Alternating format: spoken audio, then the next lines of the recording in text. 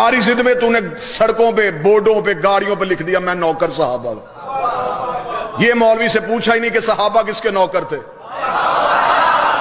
شیعہ نبی کی بیویوں کا احترام نہیں کرتے.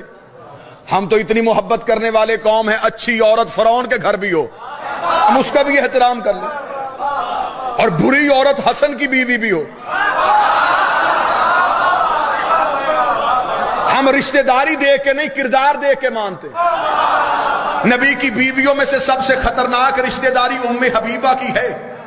ابو سفیان کی بیٹی ہے, معاویہ کی بہن ہے, یزید کی پھوپھی ہے. ہم تینوں کو نہیں مانتے, اس بی بی کو مانتے ہیں. تاریخ میں صرف ایک ہی واقعہ ملا, ہم نے اس بی بی کے قدموں پہ اپنا سر جھکا دیا جب فتح مکہ کے بعد باپ بیٹی سے ملنے کے لیے گھر آیا تھا. اس شریف نیت والی بی بی نے یہ کہہ کے باپ کے نیچے سے نبی کا بستر کھینچ لیا تھا, اور جب بابا یہ پاک ہے تو نہ پاک ہے.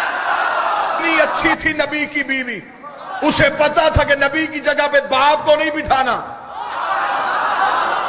کیا یہ بیوی نہیں؟ صحابہ کا احترام ہم کیوں نہیں کرتے؟ لیکن یہ ضروری تو نہیں کہ وی آئی پی صحابہ کو ہی مانو. تیری مسجد میں کبھی سلمان کی بات ہوئی؟